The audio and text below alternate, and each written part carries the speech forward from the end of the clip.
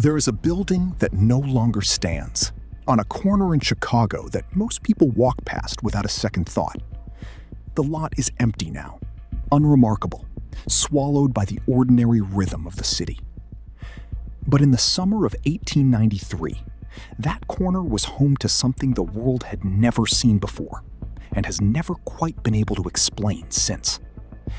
A 3-story structure of brick and dark wood, a pharmacy on the ground floor, a hotel above it with rooms available for rent. And inside those rooms, hidden behind walls and beneath floors, a system so methodically designed for one purpose and one purpose only that when investigators finally uncovered it, the lead detective said he had never felt such cold and absolute evil in all his years on the force.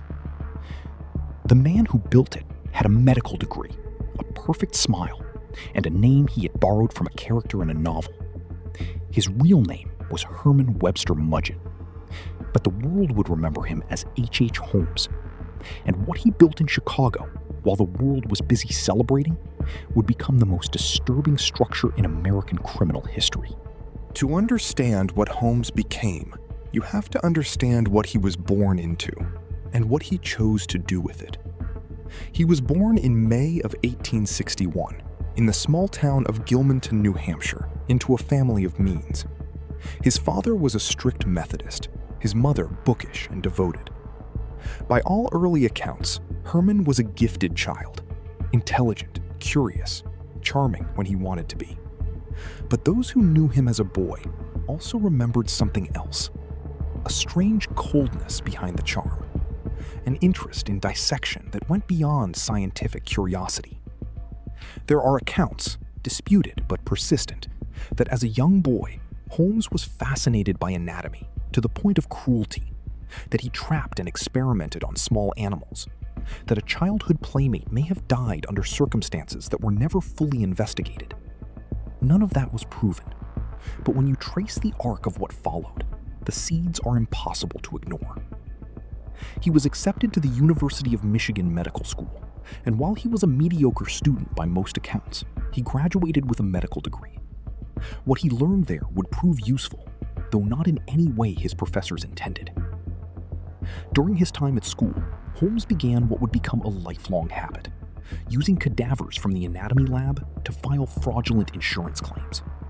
He would take a corpse, dress it up, and claim it was a person who had recently died under accidental circumstances, then collect the payout.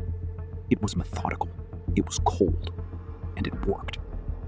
He graduated, adopted the alias Dr. Henry Howard Holmes, and in 1886 moved to Chicago. Chicago in the late 1880s was a city exploding outward in every direction. The Great Fire of 1871 had leveled the downtown, and the city had rebuilt. Several of the guest rooms had been fitted with gas lines that ran directly from a central valve that only Holmes could control. There were peepholes cut into the walls so that Holmes could observe the occupants of certain rooms without their knowledge.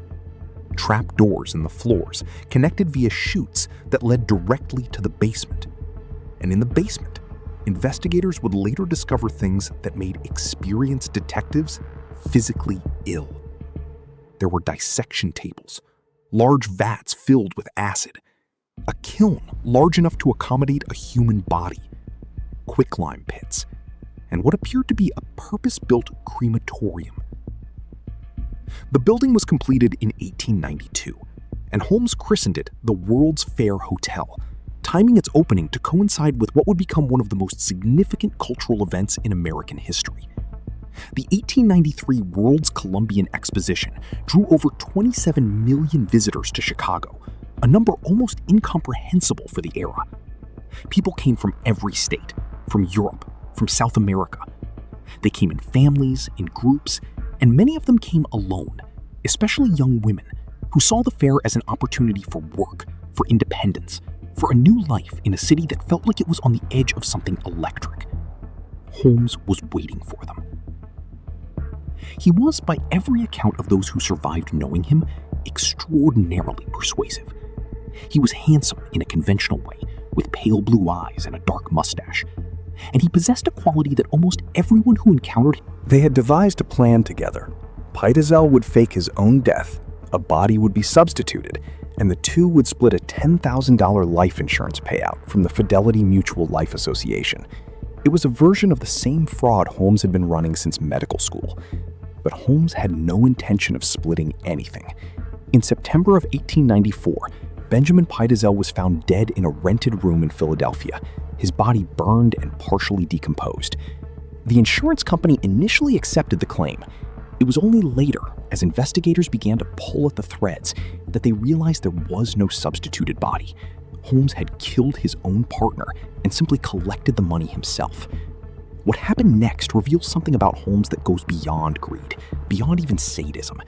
While Pitezel's wife Carrie was kept in the dark, believing her husband was still alive and hiding somewhere, Holmes took custody of 3 of the Pitezel children: Alice, who was 15, Nellie, who was 11, and Howard, who was 8.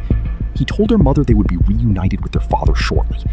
He traveled with the 3 children across the Midwest, through Detroit, through Cincinnati, into Indiana, and eventually into Canada.